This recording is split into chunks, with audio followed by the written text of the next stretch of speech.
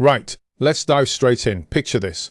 You're sitting in a meeting or maybe a one-to-one coaching session and you hit an absolute brick wall. We're talking about a completely stuck workplace conversation. The communication breaks down, defenses go way up, nobody's taking ownership in trust. Well, it's practically zero as a leader, manager, or people development pro. What exactly are you supposed to do when the thinking is just stuck? Welcome to this explainer. Today, we're opening up a highly practical toolkit built for real conversations, real people, and honestly, real change. We're unpacking a brilliant framework called Perceptual Positions, drawn directly from the work of Fred Clements. Now, don't worry, this isn't some dry, abstract academic theory. This is a warm, credible, and hands-on approach to finally unsticking those stubborn communication bottlenecks in your organization. So here's our roadmap for today. We'll start with a stuck workplace conversation, look at what perceptual positions actually are, and then explore the 4 positions. After that, we'll talk about putting it into practice, flag some pitfalls and best practices, and wrap up with moving forward. Sound good? Let's get to it. Section 1. The stuck workplace conversation. You know, it's human nature. When we hit conflict, our perspective just naturally narrows. We get completely locked into what we call a fixed first position. We're basically viewing the entire world through the filter of our own needs, our own fears, and our own assumptions. We stop listening, right? Instead, we just sit there mentally rehearsing our arguments, justifying ourselves, and focusing entirely on how the other person is dead wrong. But there is an alternative. It's based on something called the law of requisite variety. Basically, it means the more cognitive flexibility you have,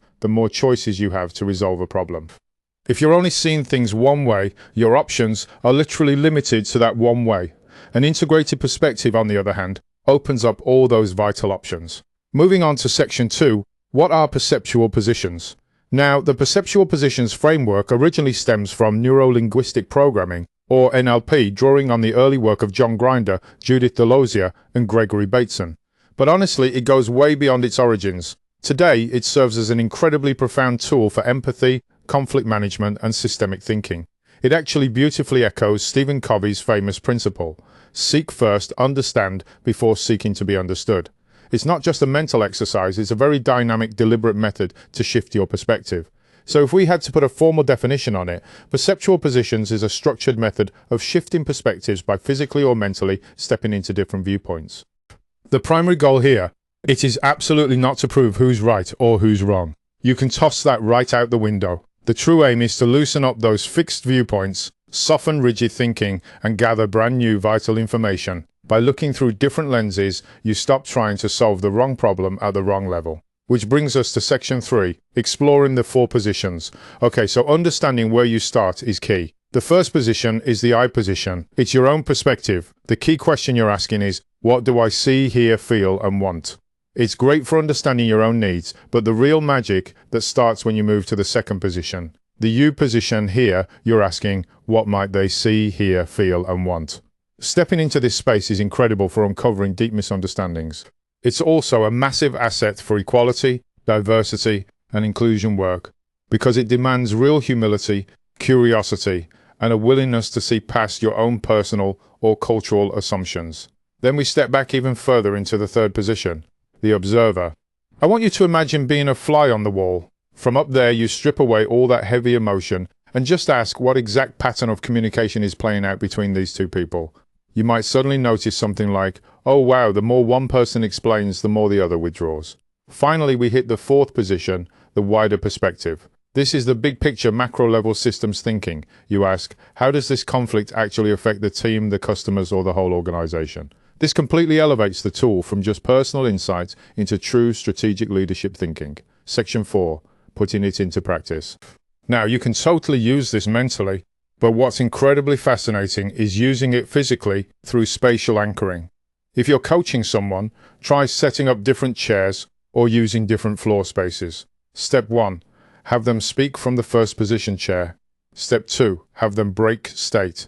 Step 3, they physically get up and move to a completely different chair for the second position. And step 4, they return to the first position to integrate everything. Physical movement makes that mental shift tangible. They aren't just thinking about a question, they're physically locating themselves in a new space, making the whole conversation vastly more honest and memorable. Listen, this next step is absolutely critical and completely non-negotiable. Breaking state. If a client moves straight from their first position chair into the second position chair while still carrying all their anger, frustration, or hurt, well, the exercise just flat out won't work. They're literally just taking their own emotional baggage into the other person's shoes. As a coach or manager, you must have them stand up, take a deep breath, look out the window, or physically shake it off to completely reset before sitting down in the next chair. You've got to keep the process clean. Section 5. Pitfalls and best practices. While this tool is incredibly powerful, it's absolutely vital to know when not to use it. Do not use this tool carelessly in cases of trauma, abuse, violence, or serious harm. Never, under any circumstances, ask someone to step into the perceptual position of a person who has harmed them. That can be incredibly re-traumatizing and is completely unsafe.